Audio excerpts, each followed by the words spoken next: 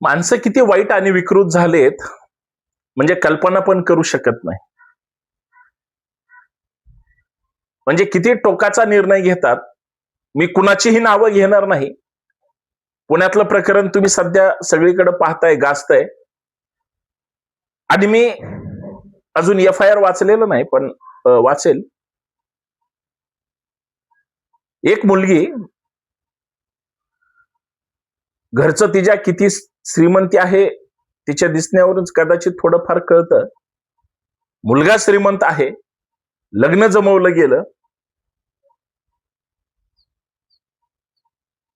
मुलानं होणारी बायकोच्या प्रेमापोटी मोठा महाल लग्नासाठी बुक केला.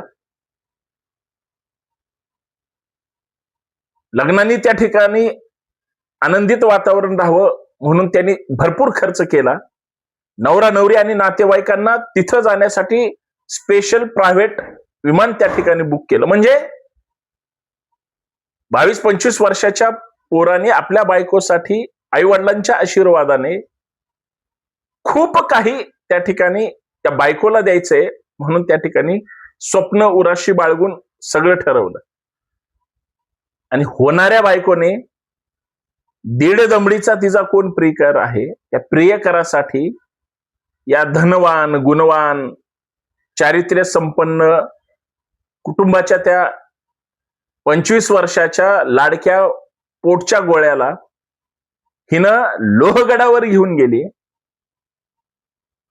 आणि 2-3 दिवसामध्ये एक नाही, दोन नाही, 3-4 वेळेस त्याला मारण्याचा प्रयत्न केला. आणि शेवटी 3ऱ्या-4थ्या वेळी त्या लोहगडावरून त्याला ढकलून दिलं. प्लॅन असा केला, पाय घसरला वगैरे वगैरे, जे काही खोटं बोलता येईल त्यासाठी त्यांनी प्रयत्नशील राहिले. मला सांगा, एक दीड दमडीचा प्रियकर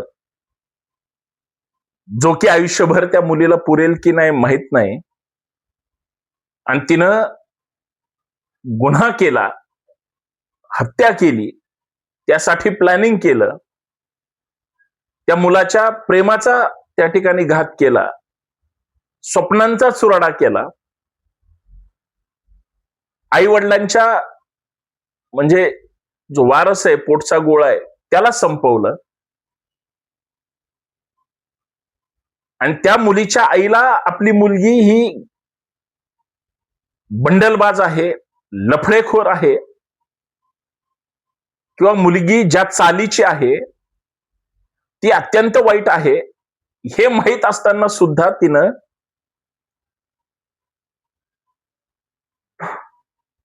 ते लफडं सगळं बाजूला सरकून या केतन सोबत लग्न करण्याचा त्या ठिकाणी किंवा जमवण्याचा सगळा अट्टहास केला. आणि झालं काय, या लफडेबाज कार्टीनं त्या पोराचा जीव घेतला. पुण्यातली घटना आहे, तुमच्या नजरेसमोर आहे, तुम्हाला सगळं माहित आहे. मला खोलात जास्त जायचंच नाही. आजकालची मुलं मुली किंवा पालक, आई वडील चांगलं का जगू शकत नाही किंवा एखाद्याला चांगलं जगू का देऊ शकत नाही. विकृती, घाणेरडे विचार आणि हे जे लफडेबाज वासनांद जे काही घाणेरडं चाललंय सध्या, हे इतकं भयानक असावं याची कल्पना पण नाही करू शकत. हे का होत आहे, इतक्या वाईट चालीचा समाज का झालाय, याचं उत्तर मला शोधायचं. तुम्हाला वाटेल की मी असं का बोलतो, मी जे काही बोलतो आहे, वाईट चालीच्या पोरीनं चांगल्या पोराचा जीव घेतला, ही गोष्ट किती भयानक आहे.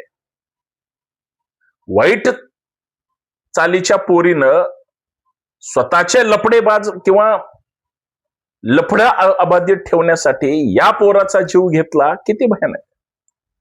ज्या पोराच्या किंवा त्याच्या आईवडिलांच्या स्वप्नांचा चुराडा ज्या पोरीनं त्या दीड दमडीच्या पोरासाठी केला, स्वतःचा होणारा नवरा संपवला, हे किती भयानक आहे. वासना म्हणजे काय, जीव घेणं. शरीर सुख किंवा प्रेम म्हणजे काय, हे असं एखाद्याला संपवणं. कशाला काय म्हणतात, कशासोबत काय खातात, हे जर अशा पद्धतीनं घडत असेल तर हे चांगलं आहे की वाईट आहे, दुर्दैवी आहे की विचार करायला लागणार आहे, याच्यावर मला त्या ठिकाणी प्रश्न पडला म्हणून मी आपल्या समोर म्हणून शिवाजी ब्लॉग हे ज्या आपल्या हक्काच्या युट्यूब चॅनलवर मी पुण्यातून संतोष शिंदे यासाठी चर्चा करतोय की हे अशा पद्धतीने एवढं जर भयानक असेल, आज मुलाच्या आईवडिलांना किंवा मुलीच्या आईवडिलांनी कुणावर विश्वास ठेवायचा? कधी मुलगा लफडेबाज असतो म्हणून मुलीला संपवतो, कधी मुलगी लफडेबाज असते म्हणून मुलाला संपवते. आईवडिलांचा काय दोष आहे? आईवडिलांनी सुद्धा आपलं मुलगा आपली मुलगी ही नालायक असेल तर दुसऱ्याचं आयुष्य उद्ध्वस्त काय करायची? त्या बिचाऱ्या केतनचा काय दोष होता? त्याने पूर्ण जग सुद्धा अजून पाहिलं नव्हतं. आयुष्याचं पूर्ण जगणं पुढं तसंच ठेवून त्याला घालवलं ह्या लोकांनी. आणि गडावर नेऊन मारणं म्हणजे किती वाईट गोष्ट आहे. यासाठी हा सगळा अट्टहास होतो का याचा कुणी विचार करणार आहे की? आणि मला हे जे प्रश्न पडले, मी इतरांसारखं फार खोलात जाऊन तुम्हाला सांगण्याचा अजिबात प्रयत्न करणार नाही. माणुसकी किती खराब झालेली आहे, विचार किती दलिंदर झालेले आहेत आणि घात कसा केला जातो याबद्दलच मला बोलायचं होतं.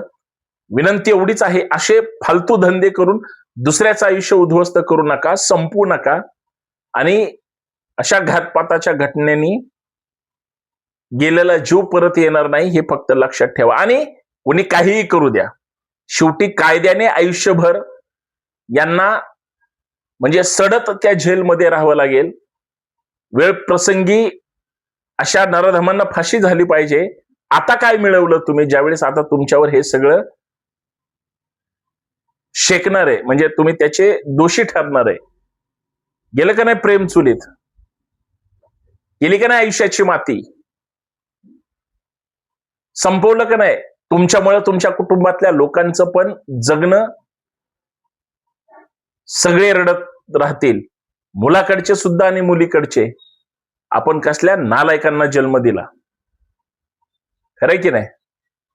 चांगल्याचा घात झाला, बिचारा तो आयुष्यातून उठला, पण घाणेरड्याच्या विचाराच्या त्या मुलीनं सगळ्यांचा घात केला हे विसरता येणार नाही. हे झालं नाही पाहिजे यासाठीचा हा व्हिडिओ आहे. बाकी आपण सुज्ञ आहात. पटलं तर कमेंट करायला विसरू नका, हा व्हिडिओ शेअर करा. धन्यवाद.